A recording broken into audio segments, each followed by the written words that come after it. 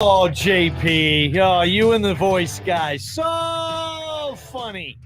KTIK is your home for the NFL Saturday. Steelers Ravens will air that Sunday. Buffalo at Miami will air that. Actually, all the way up to the Super Bowl. We will have every playoff game available, I believe, on KTIK. Maybe that Monday night will be a little funky, but JP, your guys at Westwood One going to do the best. This is our Blind Appeal College Football Hour, and Prater, I'm just going to say Scott Huff, the Trench Dogs, offensive line coach at the University of Washington. Of all the Huskies, no one is closer to Boise State than Scott Huff. Oh, absolutely. Absolutely. There's like 4 or 5 connections from Boise State, a couple of coaches, some support staff, former players and stuff. And Scott Huff to me is definitely at the top of that list. Scott Huff should be at the top of a lot more lists. And I wanted to have this conversation to kind of talk about Scott Huff and his place in college football. And certainly he's going to play for a national championship, one of the greatest, if not the best center in the history of Boise State football. Yep. And now is the offensive line coach at University of Washington, just named Football Scoop's offensive line coach of the year. His stats and his resume at Washington are absolutely impeccable and perfect, as much as an offensive line coach could have a perfect track record. And I got a lot of things to say about Scott Huff personally, who I know pretty well. And it's surprising and it's shocking to me that his name doesn't come up in more coaching searches. As a matter of fact, I don't think not that I've seen every single one of them, but I don't think I've ever seen Scott Huff's name associated with a coaching search. And it didn't come up the Boise State coaching search. Jeremiah Dickey said several times that he interviewed, I think he said 10 plus people. In the beginning, he went on an onslaught of talking to a million different people, whether it was in person or on the phone. And if Scott Huff isn't one of the 10 people on your list, that really, really, really concerns me a little bit. I mean, Boise State eventually got the right guy. I'm not saying that Scott Huff should have been the coach for Boise State or should have got the job over Spencer Danielson. Yes, and he is an offensive line coach. I understand that the offensive line coach comes with a little bit of an issue. But Ballgame, you could sit here for the next hour and kill an hour's worth of time telling me all the great offensive linemen that have gone on to become great college football or NFL coaches. It does happen. Oh, yeah. It exists all the time. It's not a deal breaker.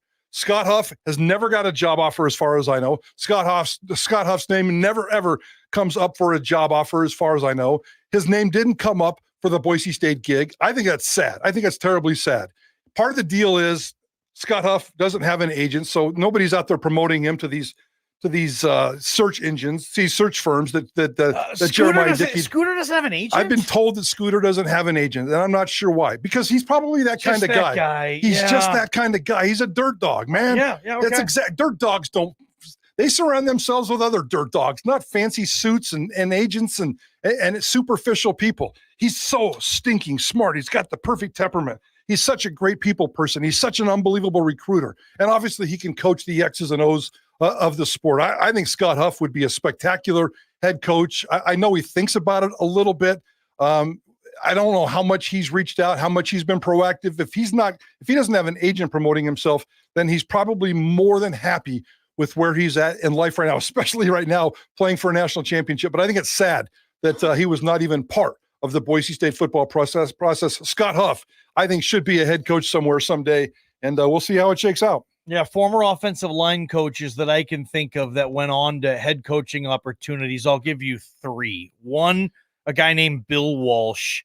2, Joe Gibbs. 3, Andy Reid. They were all offensive line coaches for our guy, Dirk Cutter, who I actually texted with today about Scott Huff. He said, high-level player, at every level. He said, tremendous teacher, tremendous recruiter. I'll tell you, Scott, if you don't have an agent, call Dirk Cutter. He'll be your agent, man. Like, I'll promote. And he played for Dirk and then coached for Dirk. Scott Huff's first job was in Tempe, obviously. Graduate assistant right after he was done. Yeah, with Dirk Cutter down there where he's from, and then Phoenix. He was only there, I believe, 2 seasons and then came straight to Boise State.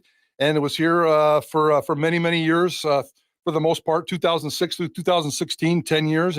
And he's been with Washington since 2017, and he's done a nice job. He's the run game coordinator now. It's not the strongest part of their team. It might be the weakest part of their offense, the run game. But you know what? When you have the offensive line that they have and the passing game that they have, the run game, even though that the running back, that Dylan Johnson, that got hurt and is expected to come back, we heard that news today. That's good for Washington. But, you know, the run game's not that big a deal. The pass game and the way that offensive line works, That's such a beautiful thing to watch. And Scott Huff plays a massive role in that. So it makes me sad that he was never even contacted, or he didn't contact Boise State during that coaching process. He deserves to have some of that kind of contact. Yeah, I've never heard Scott Huff's name, and it's weird. I don't know. You heard me name those names who were offensive line coaches before they became head coaches.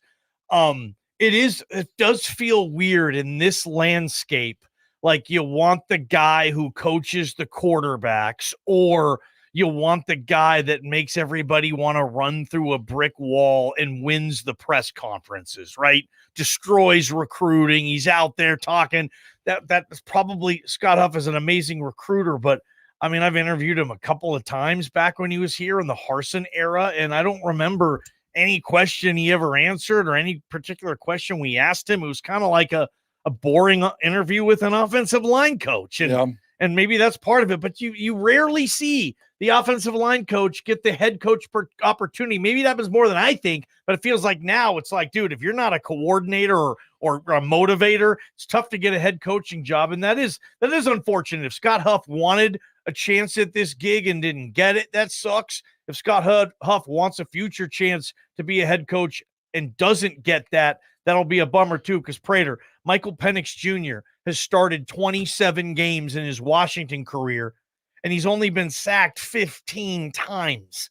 He gets sacked once every other game, basically. That's coaching. Yeah, and overall, we throw a couple of backups in there as well. 18 sacks in the last 2 seasons combined. Yeah. 18 sacks Washington State's given up in the last 2 seasons combined. That's covering 26 or 27 games. He's putting first-team all Pac-12 players on the postseason all the time. He's producing first-round picks in the NFL. He's got NFL draft picks. This dude checks all the boxes. He's got a personality. He's perfectly fine. He can read a room, and if he needs to turn on the charm, he can do that. If he needs to be serious, he can do that. He can stand up behind a podium and get you fired up. He can win the press conference on opening day. He can win the press conference after a win. He can win the press conference after a loss. I just love what Scott Huff does. So hopefully, I mean, he's still young. 40, probably just turned 40-ish. He's old, a couple of years older than 42, that. 43 at the most. So he's very, very young.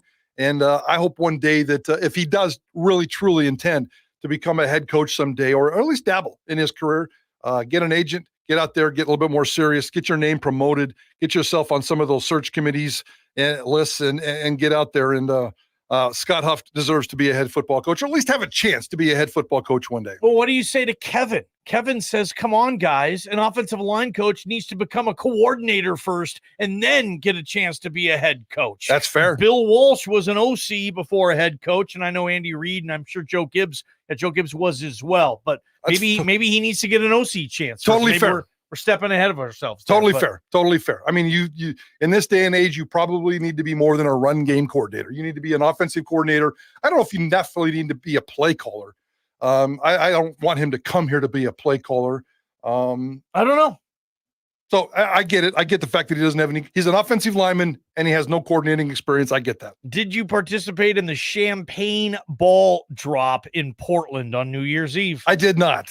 All right. No one's getting it. What Prater did on New Year's. We'll let you know on the 5 o'clock hour. I did drink a lot of champagne and some other stuff that doesn't really mix with champagne. That's just not good. Yeesh. Well, ESPN had its top 100 players of college football list announced today.